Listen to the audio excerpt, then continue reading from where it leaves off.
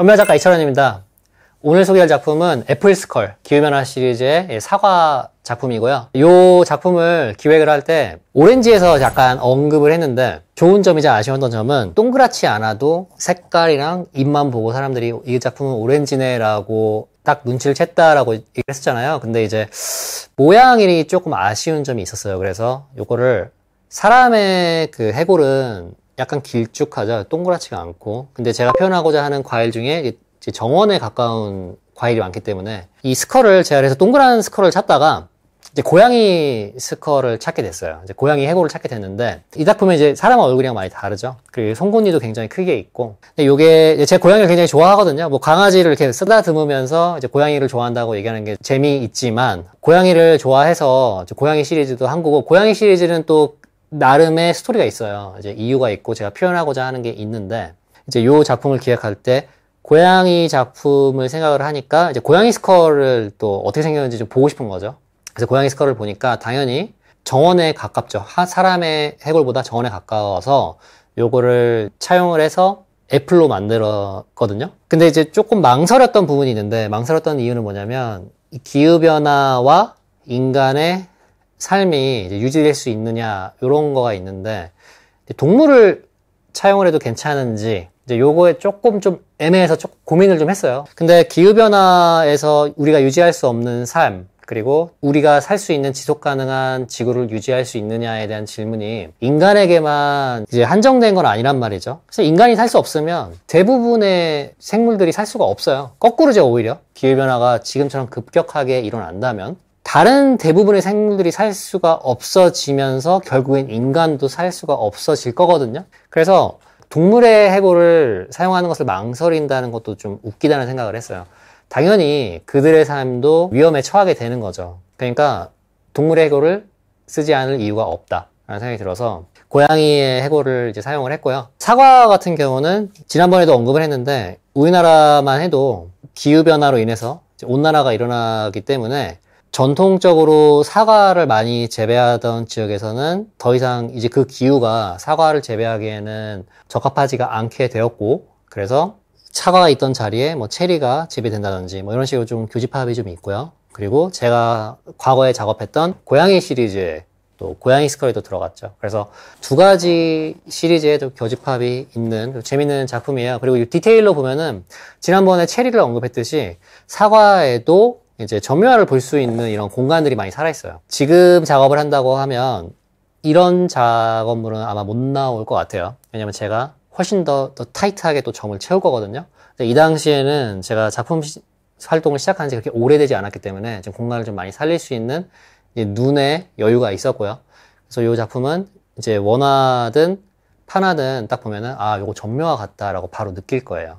이렇게 색깔을 빨간색을 이제 섞어서 노란색, 빨간색을 좀 섞어가지고 그라데이션을 준 이유는 사과인 거를 좀 잘 보여주고 싶었는데 제가 또 빨간 사과보다 그 아오리 사과라 그러죠. 초록색 사과를 훨씬 더 좋아하거든요. 그리고 제가 점묘화 작업 자체를 그라데이션을 되게 좋아해요. 그래서 일부러 초록색이 더 많은 아오리 사과를 처음에 생각하면서 작업을 시작했고 이제 빨간색을 이제 섞으면서 이제 익어가는 모습을 이제 그라데이션으로 표현을 한 거죠. 근데 제가 아오리 사과가 제가 가장 좋아하는 과일이기 때문에 초록색으로만 작업을 할까 또 생각을 했었는데 또 그렇게 되면 이게 매실인지 이게 뭐 메론인지 또 알 수도 없을 것 같아가지고 또 이런 또 그라데이션의 독특한 이제 사과의 이런 독특한 그라데이션이 또 사과를 연상시키는 독특한 특징이란 말이죠. 그래서 이렇게 작업을 했고요. 이제 그라데이션도 위에 같은 경우는 조금 더 자연스럽게 사과가 익어가는 모습처럼 작업이 되어 있고 이쪽에 이빨 같은 경우는 좀 더 분명하게 이빨 하나만 분명하게 빨간색으로 또 작업이 들어갔어요. 그리고 되게 또 요거 또 작업하다 되게 재밌었던 게 뭐냐면 이제 코 있는 부분이 약간 하트 모양이어서 좀 이렇게 생겼구나. 제가 사실 고양이의 해골을 볼 일은 평소에 없으니까. 근데 이제 요 작품이 되게 좋은 이유는 뭐냐면 제가 기후변화 시리즈를 계속 지금도 최근에도 작업을 하고 있는데 이제 사람의 해골에서 벗어나게 해줬다는 게 이제 가장 큰 시사점이거든요. 저한테 있어서.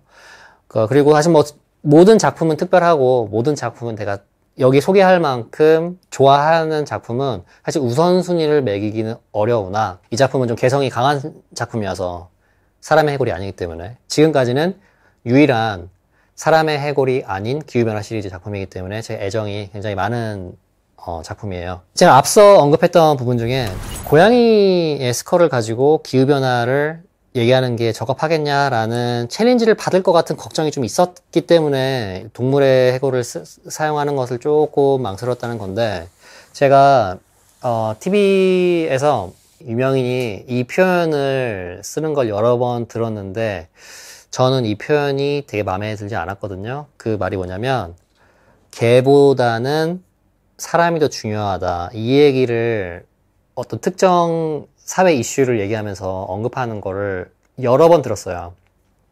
근데 그 사람이 이제 유명한 사람인데, 그 사람이 이 얘기를 해서 이제 기사화가 됐는데, 그 기사의 댓글을 보면은 되게 많은 사람들이 공감을 또 하더라고요.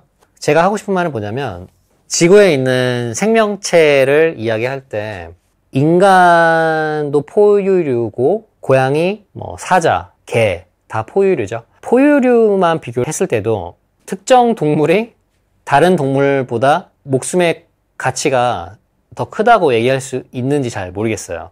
예를 들어 강아지의 목숨이 더 소중하냐, 혹은 고양이의 목숨이 더 값어치가 있냐라고 비교할 수가 있냐는 거죠. 근데 제 생각에는 인간은 되게 오랫동안 인간 중심으로 목숨의 값어치를 매기면서 살아왔던 것 같아요. 이 얘기를 왜 하냐면, 이런 생명의 값어치를 매기는 관점 자체가 자연이랑 생명, 그리고 지구, 제가 궁극적으로 얘기하고자 하는 기후변화를 바라보는 데 있어서 디스커넥션을 만든다고 생각을 하거든요. 그러니까 저는 동물도 이제 자연의 하나라고 보고, 동물도 자연과 같다고 생각을 한단 말이에요. 자연은 또 지구와 같죠. 결국엔 다 같은 개념인데, 이제 여기서 인간을 포함시켜야 된다고 생각하거든요. 그럼 결국엔 다 같은 걸 얘기하고 있다는 게 제 관점인데, 인간이 동물보다 더 값어치가 있는 존재이기 때문에 개보다 인간이 먼저다라는 말이, 그래서 제가 귀에 되게 거슬렸어요.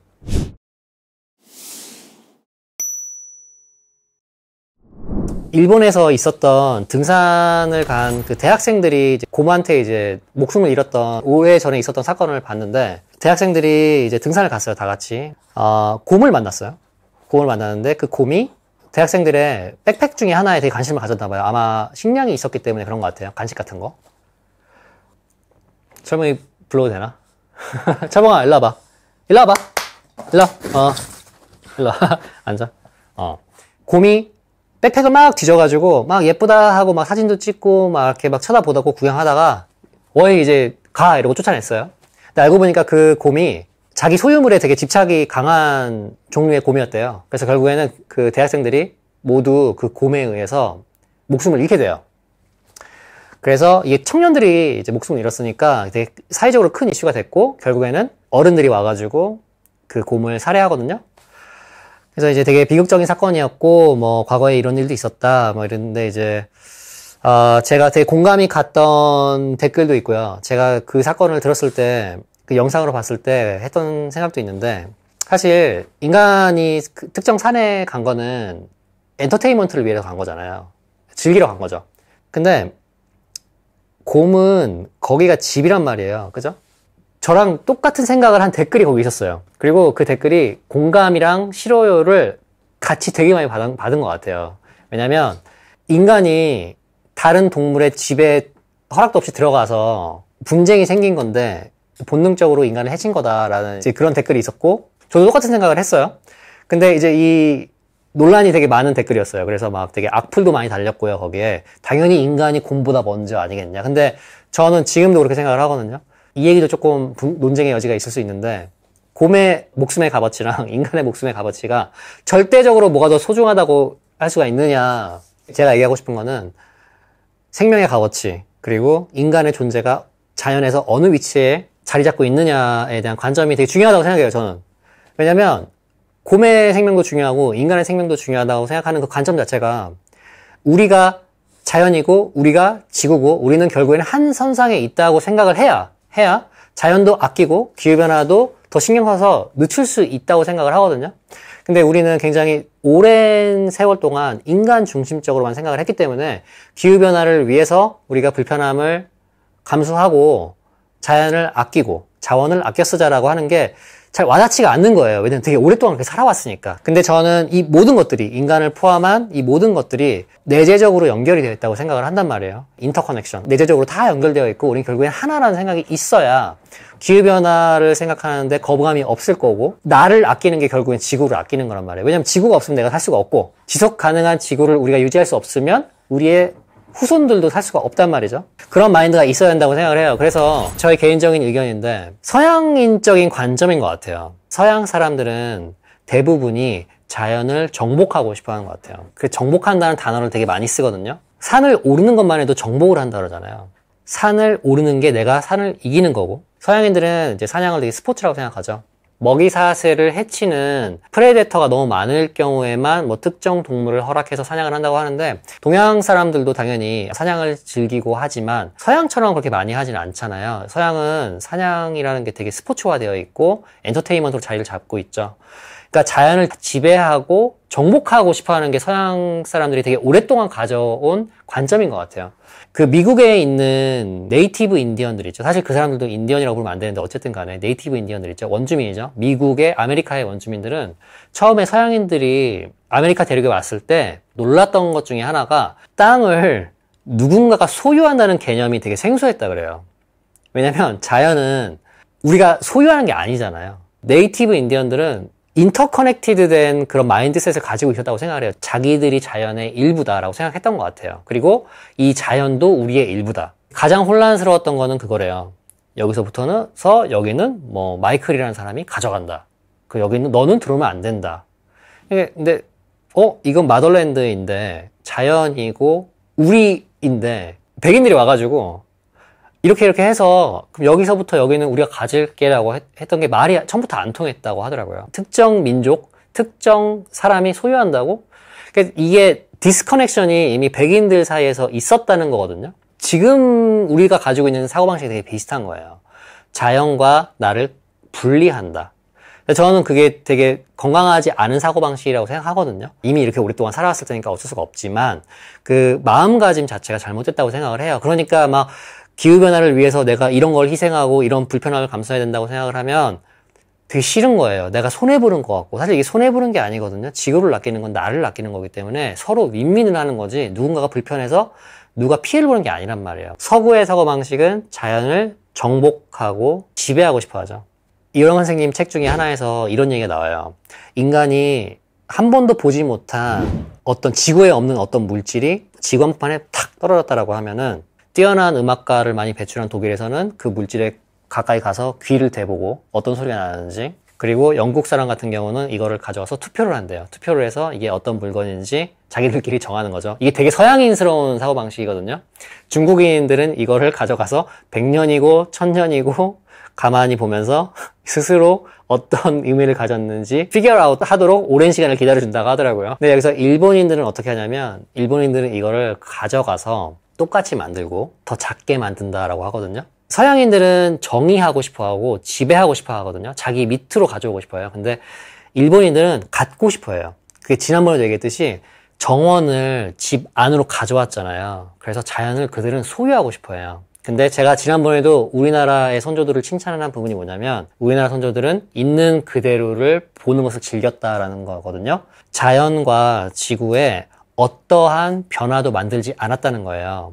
그러니까 자연을 더 소중하게 여길 줄 알았다는 거죠. 그래서 저는 지금 우리나라 사람들이 이렇게 변했다는 게 과거를 돌아보면 돌아볼수록 되게 안타까워요. 우리 선조들이 가졌던 그 마음가짐과 마인드셋을 지금 우리가 갖는다면 기후변화를 늦추고 자연과 더 가까운 생활을 하면서 사는 삶을 더 쉽게 자연스럽게 받아들일 수 있을 것 같아요. 지금은 디스커넥티드 된 거고 우리 선조들이 가졌던 인터커넥티드네스를 가져가는 게 더 좋다고 생각을 해요.